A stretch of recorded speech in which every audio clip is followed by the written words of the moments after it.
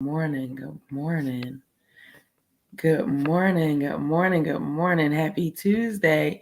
And thank you for joining us for another Tuesday morning Leadership Nuggets with your leadership disruptor and strategist, Mary May. I'm looking forward to dropping this nugget on you this morning because as you build your collaboration, as you build yourself as a leader and those around you, it is great to ensure that you have the latest and the greatest tips that's going to help you excel in your transformation and in your ability to just lead unapologetically, effectively, and clearly with conviction in the things it is that you do. So, our focus nugget for this morning, and I thank you for joining us live.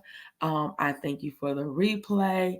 I thank you for if you find what you get in this nugget this morning that you want to share it with someone else, that you will go ahead and pay it forward because you know what good is you building and you don't help your neighbor that needs that same side by side support. Good morning. Thank you for the shout out and joining us this morning. So, this morning we are going to be talking about letting go of stress through the reset experience.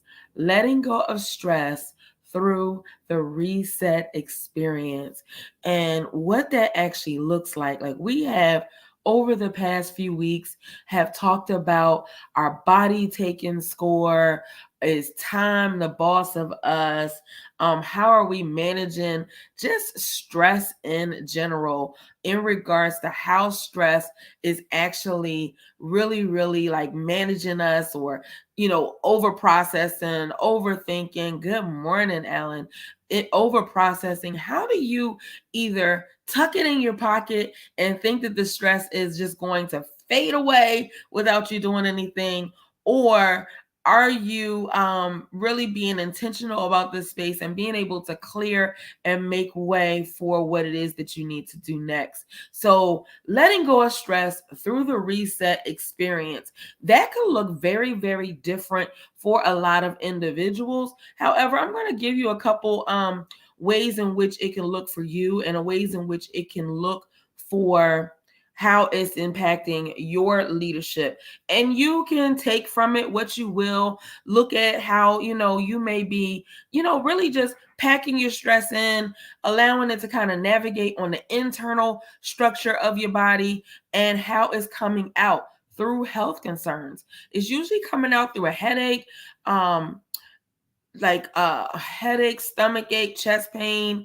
nausea, lack of focus, unable to clearly like make a decision and stand in your space of authority and like action, being able to build around you. But it also can, create other things of magnitude that just take you off of that path of what it is that you do best in your strategy and living your life with that balance and integrity. So, how is stress really impacting your life? And when you're looking at how stress is impacting your life, you have to really name it. You have to know exactly what it is. And until you pull that curtain back and really specify and know what it is if it's an action, if it's a being, if it's fatigue, if it's something that you have chosen to put on the back burner, but it keeps creeping up to the surface, then you need to really take a moment to say, how can I now pause? Because it's going to keep pausing you. How can I give this thing a space to have its voice so that I can eliminate it? So that when I'm making my optimal pivot as a leader, it doesn't keep creeping up in my productivity. It doesn't keep creeping up when I'm trying to get that balance in my life overall. That I am able to navigate how it is I need to navigate while also leading. Because by not giving it its space, by not labeling, understanding what, who, or why something is stressing you, it could be simply as what do you need to delegate? What do you need to understand and look at things differently? How can you manage what the impact of your stress is, and that impact of that stress?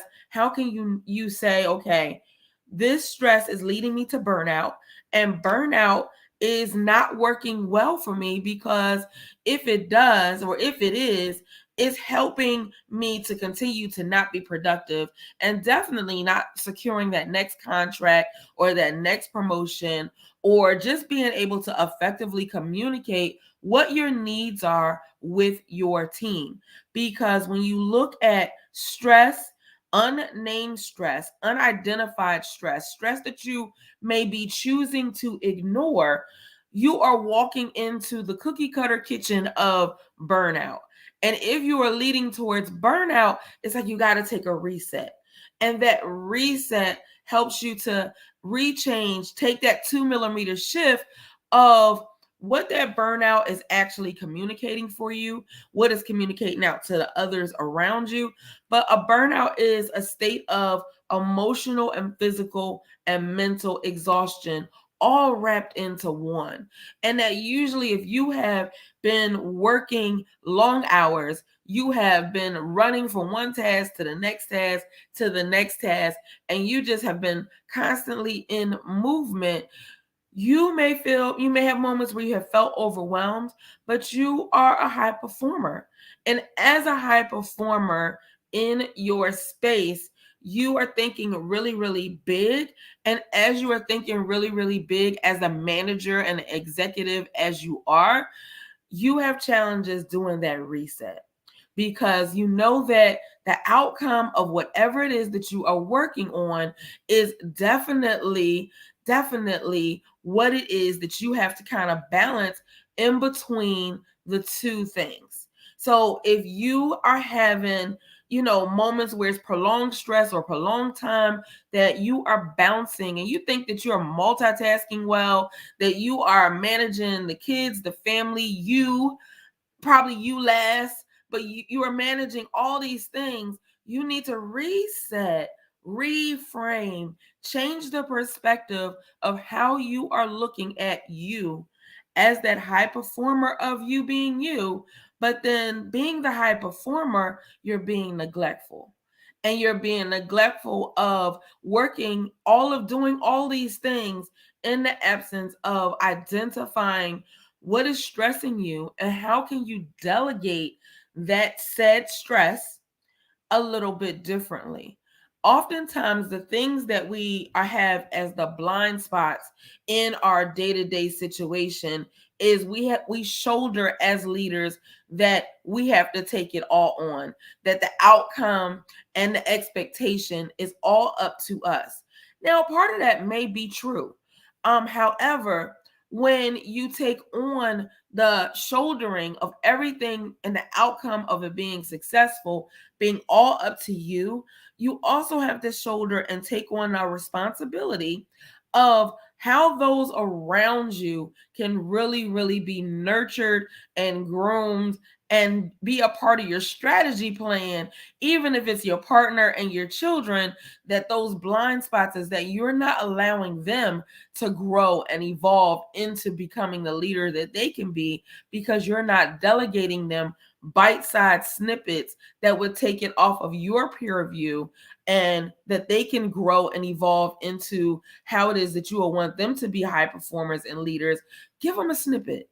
Take that snippet off of your to-do and task list, so that when you reframe the narrative and you reframe what it is that you are intention to do for the day, that you now have a team, you now have collaboration, you now have that support that seemed invisible because you were shouldering it all on yourself.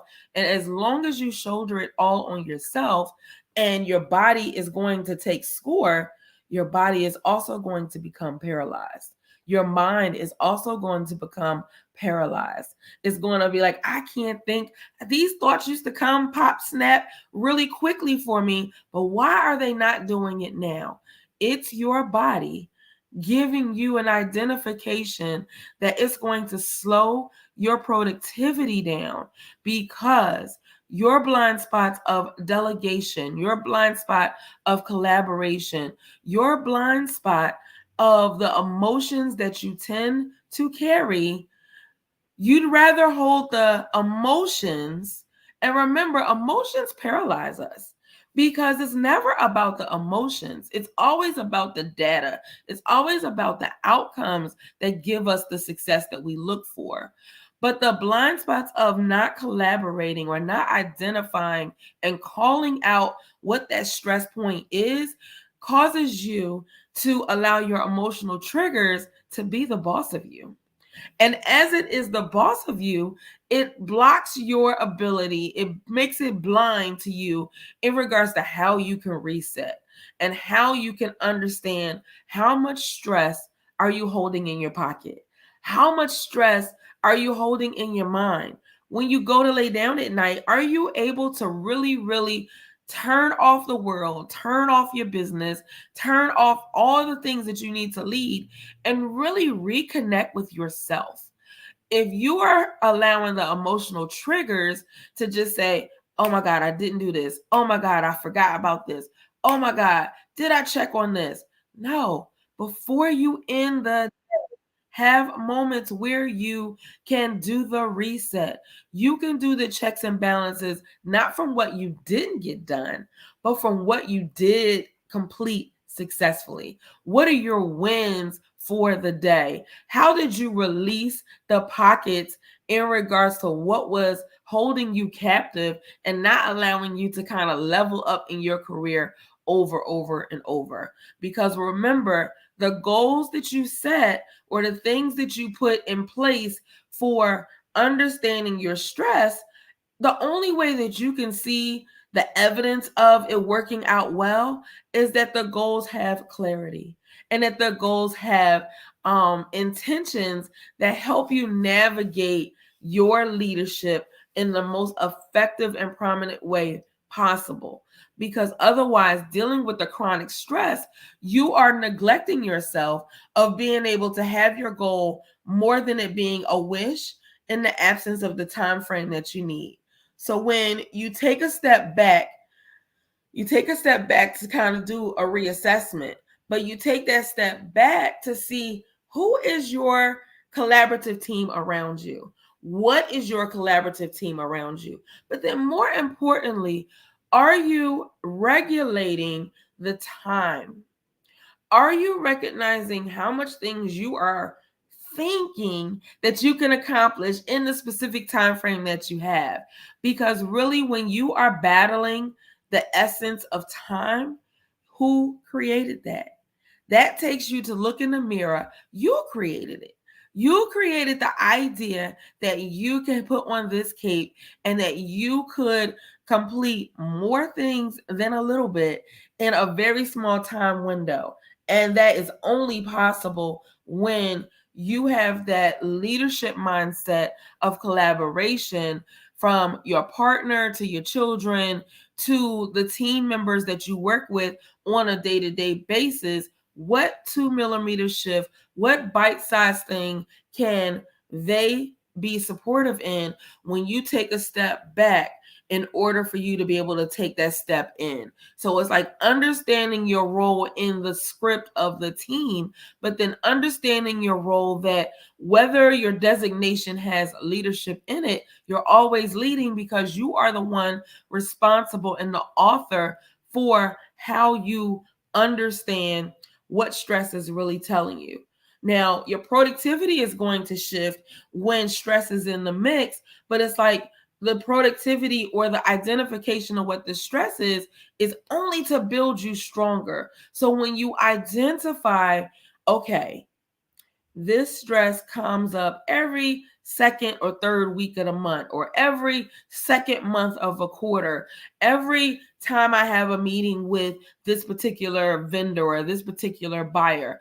There is a consistency. When you understand not from the consequence or the outcome of a situation, and you choose to really look at your strategy when you take that step back in order to take a step in, you understand in the strategy where you can, okay, this is the outcome I want. These are the practices or the things in the middle that I tend to experience every single time. How can I reset and change this? Look at what is the environmental things that's happening around you as you lean in to your leadership, as you lean in to understanding what is the impact of the stress that you may or may not be navigating well. Because if you're not navigating it well, then you are walking through and you're continuing to not doing it, it's going to be burnout. Now, if for instance, you allow it to go to full-blown burnout stage. Going to full-blown out burnout stages would allow you to understand that when you are now incapacitated, your productivity is no longer in question because you are now off your feet, off your phone, off your computer due to whatever medically has manifested in your body based on you not taking this 2 millimeter shift to say, how can I look at my capacity and how can I make this reset look a little bit different? So when you understand that, then you begin to pivot and understand your behaviors, the things that you tell yourself, the things that you allow to kind of happen as a pattern to be disruptive in the workplace, and it can become traumatic for you. And it becomes traumatic because it's making noise in the essence of how you're choosing to balance or not balance that noise as you're trying to walk in your excellence. You are challenged in leveraging the skills that you have in your power toolkit. You are challenged in leveraging your skills with that excellence that's going to help you just navigate the skills that you already have. But if you follow it from the disruptive workplace and allowing that trauma noise and that trauma background that is really, really like pausing you and putting you in a paralyzed state of mind, then you will be distracted and unable to kind of reset yourself and see yourself in that space of how you can feel better, you can lead better, and you can lead stress free. So when you look at the today and now trauma, you have to also look at what is that old and where you silencing it trauma. Are you being dismissive of those hidden figures that are not necessarily serving you? So it's like when you look at the reset experience, what can be included in that reset experience? Some of those things are, if the thoughts are creeping up, you need to give it space. I've already said several times throughout the conversation, how is it that you can identify what that specific thing is? What that specific thing, person, place, series of events that tends to happen before you recognize that stress and is going close to the kissing cousin of burnout is creeping up. One of the ways that you can kind of eliminate what that looks like is taking a walk. Even if it's just taking a walk to the restroom, if it's taking a walk to the front of your building, front of your house, no matter what your work situation, may be for the day, being able to successfully take that walk. The second thing is that you could journal. You can either journal at multiple points of your day, at the start of your day, just really what is the energy? What is your motivation? What is your mantra? What is your affirmation? What are you telling yourself? And the things that don't serve you, you need to get them out of your head. So when you put a pen to paper, you become the author of redirecting how that stress, how that manifestation of what's not serving you is not, can be realigned or reassigned or taken somewhere else.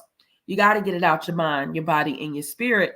Otherwise, it's going to continue to wreak havoc in making your workplace feel traumatic and uncomfortable because the stress you carry is becoming the boss of you. If you got to put stuff on do not disturb, if you need to disconnect and use the focus moments on your phone, the focus moments of, not allowing certain energy, certain phone calls, certain notifications to come through while you are strategically working on something, be mindful of how you choose to have your focus time for you. If it's having that great music in the background that's going to, silence the noise. These are things that you could do that don't necessarily cause you to do anything other than plan you in your day. Plan moments that you can reset in your day, in your week. You can definitely have a quick getaway. You could definitely have a massage or a vacation set where there's a beach, but you can easily just say, you know what, I'm going to spend a little bit more time in that bath, or I'm going to spend a little bit more time in that shower, make it warm, put some, spices in the air so that I can begin to rejuvenate, reset, allow myself to release what is not serving me. Because not doing that and not tracking what is a distraction for you gives space for things to negotiate for you and to cancel out any collaboration, but then also block you from having that mind shift that you need to move your strategy into execution. And being able to do that with execution gives you that discipline that's going to offer you the opportunity to lead unapologetically. So remember, when you're doing a reset, you have to be intentional. You really have to name what it is that is causing you stress. You have to recognize that stress is definitely going to, navigate how you can move forward or stay paralyzed in your same situation. Most cases, as a leader and us thinking extremely, extremely big, you want to ensure that you are constantly evolving and eliminating what is not serving you. So as it not serving you, you have to be very dedicated. You have to be mindful of how it is that you are the author of your story. And as you being the author of your story, you are surviving so many different situations. But as you make each shift, it may not be comfortable. You may need some elbow room and some shoulder space. However, the thing is that unapologetically, understand that not having a strategy of recognizing that the consequence of not dealing with the stress at the time is that you will not be able to pivot and make those clear and concise decisions that's going to help you navigate moving forward. So I hope that this nugget served you well, letting go of stress through the reset experience, learning what that reset is for you. I've named some things that you could possibly do, but learn how to, navigate them for yourself, because those things are putting do not disturb. You're like, oh my God, but if I do not disturb and an emergency happens with my family, friend, whomever, I will feel really terrible of myself. Listen, do not disturb has the options that if there is someone that you really need to make sure that no matter what you are working on, that they're able to get through, just read the fine print. You're able to give permissions to certain things, but also be mindful of, are those the stress points? Are those the things that you need to reset from?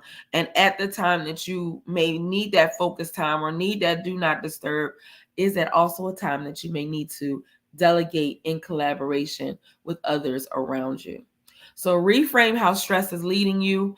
Understand what it is that you may need, that daily divorce, that daily reorganization of thought, so that you can have the strategies that you are coping much better, because your body is taking score. And not only is your body taking score, so is your productivity. So is your positioning in your goals with clarity in a way that you may or may not be navigating in the way that you would desire. So I hope that this leadership nugget has served you well on this Tuesday morning. Before you start your day, I thank you for the fact that you have had a cup of coffee or tea with me and gained some of these leadership nuggets. I look forward to seeing you next week. And I am thankful for the comments that came in that said that I needed to hear this morning, as it is confirmation of my situation. Listen, as we are the great and big giant leaders in our spaces, we always need a reset. So I encourage you to always stand strong and tall in that space of authority that you are assigned, and that you understand that you own the way that you position not only your leadership, but your goals and how you manage your expectations. You have a wonderful and successful Tuesday, and I will see you next time. You take care.